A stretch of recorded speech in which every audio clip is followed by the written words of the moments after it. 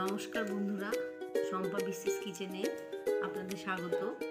আজকে আমি মাছের একটা টক রেসিপি করে আপনাদের দেখাবো।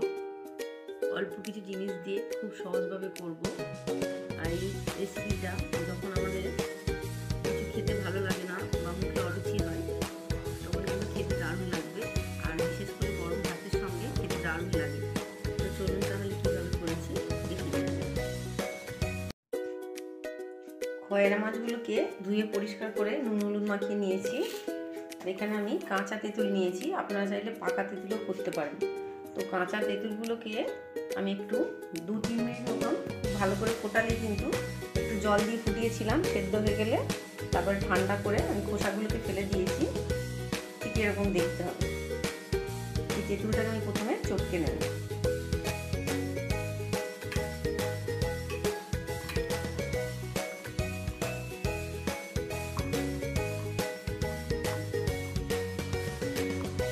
বাজারে কাঁচা তেঁতুল পাওয়া যাচ্ছে, তো ওই জন্য আমি কাঁচা তেঁতুল দিয়ে করছি। আর বছরের যে কোনো সময় আপনারা ওই পাকা তেঁতুল দিয়ে করতে পারবেন। আমি এই তেঁতুলের দানাগুলোকে একদম ফেলে দেব। এই যে আমি সব দানাগুলো ফেলে দিয়েছি, দিয়ে এই তেঁতুলের পাল্পটা দিয়ে আমি মাছের কারিটা করব। মাছটা ভাজার জন্য কড়াতে আমি সরষের তেল দিয়ে দিলাম। তেলটা খুব ভালো করে গরম করে নিয়ে কিন্তু মাছটা দিতে হবে, নাহলে মাছগুলো লেগে যেতে পারে। দুটো দুটো করে মাছ ভেজে নেব। উল্টে পাল্টে মাছগুলো আমি খুব ভালোভাবে ভেজে নিয়েছি। মাছগুলো কিন্তু একটু কড়া করেই ভাজতে হবে।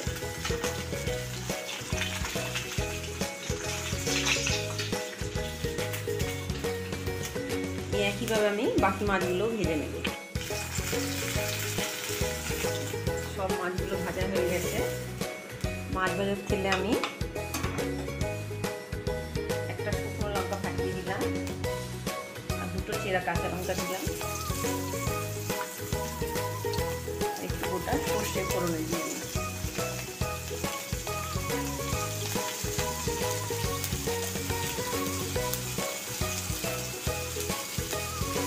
কিংবা আর রসুন আমি একটু থেতো করে দিয়ে দিচ্ছি। আমি সবগুলোকে ভালো করে ভেজে নিতে হবে।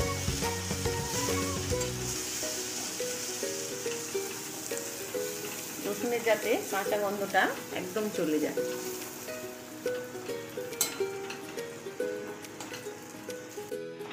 রসুনটা ভালোভাবে ভাজা হয়ে গেলে সামান্য একটু জল দিয়ে দিচ্ছি।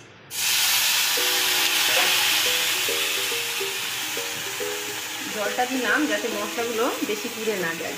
স্বাদ মতো নুন, টক তো নুনের পরিমাণটা একটু বেশি দিতে হবে। হলুদ,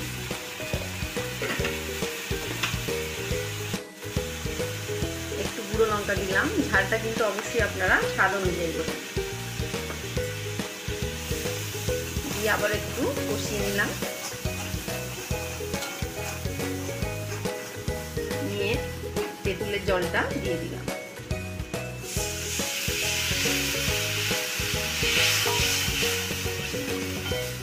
ঝোলটা যার যতটুকুনি প্রয়োজন জলটা বুঝে দেবেন।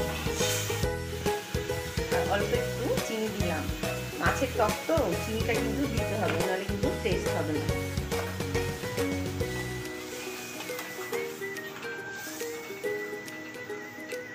আরম্ভ করলে এই সময় একটু নুন আর ঝালের স্বাদটা দেখে নিতে হবে। মাছগুলো দিয়ে দিলাম।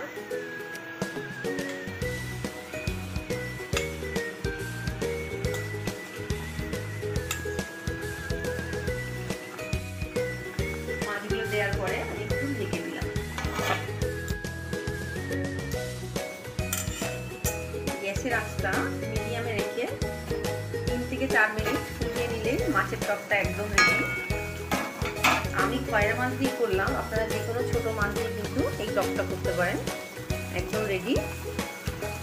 গ্যাসটা অফ করে দিলাম।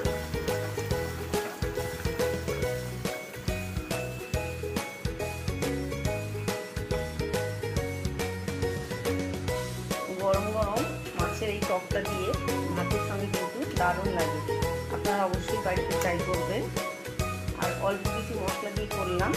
আশা করি ভিডিওটি আপনাদের ভালো লেগেছে। ভালো লেগে থাকলে অবশ্যই লাইক ও শেয়ার করুন।